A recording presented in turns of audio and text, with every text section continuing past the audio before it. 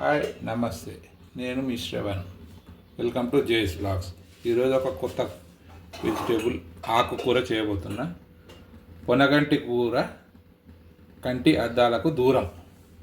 Okay, పొనగంటి కూర తింటే కంటి అద్దాలు దూరం అవుతాయి. ఇది కరివేపాకు. ఇది వచ్చి మీకు ఎవరికి తెలియదు, ఇది మల్టీవిటమిన్ ఆకు అంటారు. మల్టీవిటమిన్ అంటే ఇలా కొన్ని విటమిన్స్ ఉంటాయి. మనం డి విటమిన్ కింద కావాలని ఎండ పోయి కూర్చుంటాం కదా, కాల్షియం, డి విటమిన్ అట్లా కొన్ని విటమిన్స్ ఉంటాయి. దీన్ని మల్టీవిటమిన్ ఆకంటారు. మనం మల్టీవిటమిన్ టాబ్లెట్స్ వేసుకుంటాం. ఇది వచ్చి పెసరపప్పు నానబెట్టాను ముందే. చూడండి, ఒక 2 పచ్చిమిర్చీలు, ఒక ఉల్లిగడ్డ, పొనగంటి ఆకు, కొంచెం జీలకర్ర, మనం కామన్గా వేసుకునేది ఆవాలు, నూనె. ఇప్పుడు నేను ఇనుప దాంట్లో కుక్ చేస్తున్నా, ఎందుకంటే ఈ అల్యూమినియం అన్నీ బంద్ చేసేసినాం ఇంకా మనం. ఓకే, నూనె పోసుకున్నాం. నూనె హీటు వెయిట్ చేద్దాం, హీట్ అయ్యాలి. జీలకర్ర, కొంచెం జీలకర్ర మనకు డైజెషన్ చేయడానికి మంచిగా. ఆవాలు,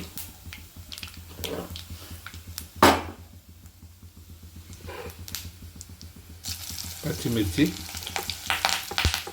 ఉల్లిగడ్డ వేసేద్దాం.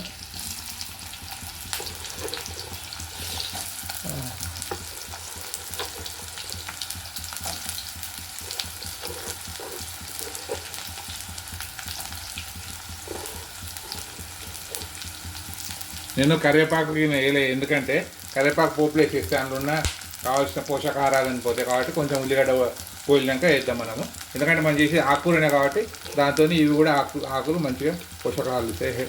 కరివేపాకు వచ్చి హెయిర్కి మంచిది, బ్రెయిన్ మంచిగా పనిచేస్తుంది, మల్టీవిటమిన్ ఆకు ఉంది దీంతో. ఓకే, కొంచెం అల్లం వెల్లిపాయ పేస్ట్ నూరుకున్నది, కొంచెమే అండి, ఎక్కువ వేస్తే కొన్ని ఆకు ఫ్లేవర్ పోతుంది. మళ్ళీ ఏంటంటే కొంచెం వేసుకుంటే మనకు కూడా మంచిగా ఫ్లేవర్ వస్తుంది. ఉల్లిగడ్డలు కొంచెం పచ్చిపోయే వాసన పోయా గోలుద్దాము. ఓకే,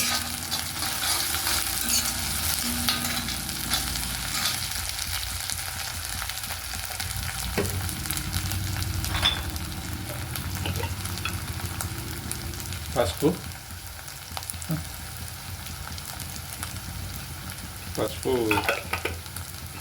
అన్నిటికి మంచిది కదా, పసుపు కంపల్సరీ వాడుకోవాలి. మంచి కలర్ వస్తుంది, ఫ్లేవర్ వస్తుంది. పసుపు మంచిగా కొంచెం స్మెల్ పోయే వరకు ఉండేది. ఇప్పుడు మన మల్టీవిటమిన్ ఆకు వేసేద్దాం. మల్టీవిటమిన్ ఆకు, కరివేపాకు,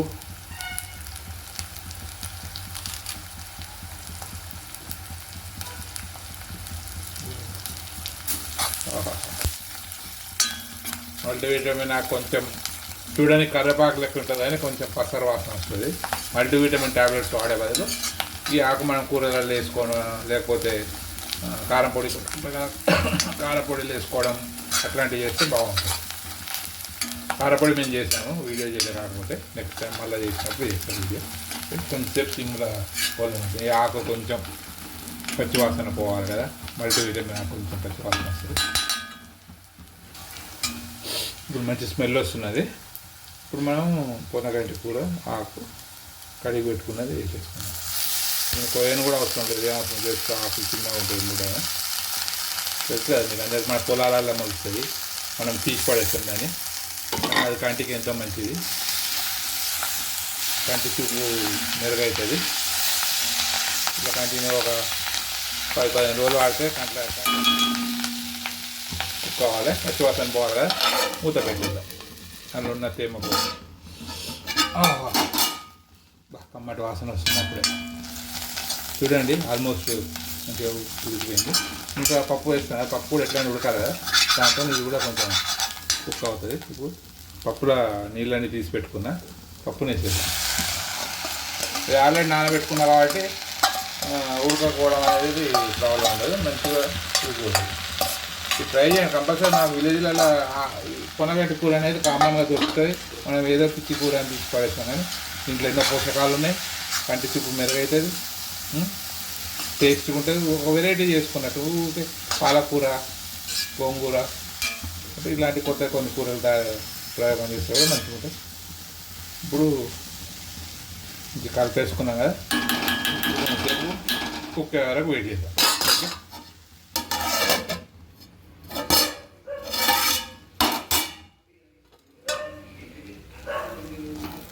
కొంచెం వాటర్ తక్కువ ఉన్నాయి. ఇప్పుడు మనం ఏం చేద్దామంటే నీళ్ళు పోయకుండా ఇలా, ఎందుకంటే మనం చేసే పెద్ద నాయనమ్మలు తాతమ్మలు ఇట్లా మూత పెడదాం, మూత మీద వాటర్ పోద్దాం. ఇది ఒక టెక్నిక్ కదా, అందరికి ఊళ్ళలో చేసేది కామన్. ఇది నేనేం చెప్పాను అవసరం లేదు కానీ చూపిస్తున్నాను. ఓకే, ఇలా పెట్టి కొంతసేపు వదిలితే ఆ వాటర్ కిందికి ఏమంటారు తేమ వచ్చేసి మంచి కుక్ అవుతుంది. మనం ఎక్స్ట్రా వాటర్ పోయకుండా ముద్ద అవుతుంది. ఇప్పుడు వాటర్ పోస్తే మనకు కడి కదాలి కదా, కొంచెం కడక్గా ఉండాలి కాబట్టి మనం వాటర్ పోయట్లేదు. పైన వాటర్ పెట్టి ఆ తేమతోనే మనం దాన్ని కుక్ చేస్తాం. చూడండి బబుల్స్ అన్నీ వచ్చేసినాయి, పైన వాటర్ కూడా పొగలు వస్తుంది కాబట్టి కింద కూడా మనకు ఆల్రెడీ తేమ వచ్చేసి ఉంటుంది. చూడండి మంచిగా సౌండ్ తెలిసిపోతుందా, ఇక ఏదైనా మంచిగా అయింది కలర్. తీసినప్పుడు మాత్రం జాగ్రత్తగా తీయాలి, నీళ్ళు మళ్ళీ మీద కింద పడితే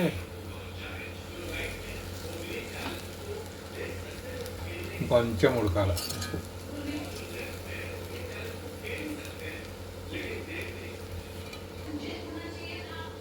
చలో ఉడికిపోయింది కదా పప్పు. ఇప్పుడు మనం ఉప్పు కారం వేసుకుందాం.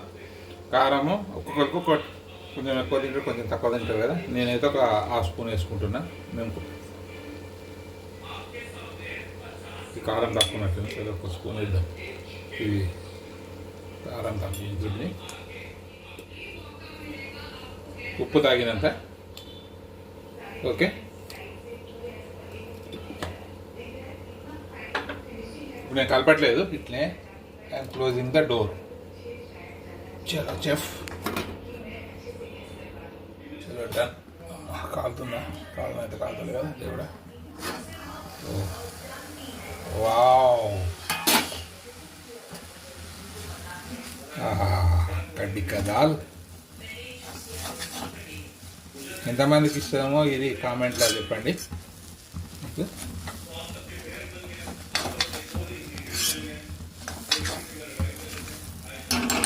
This is ready to serve.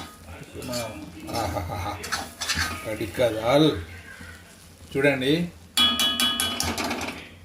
Just taste చేస్తా అన్నీ కరెక్ట్గా ఉన్నాయా లేదా.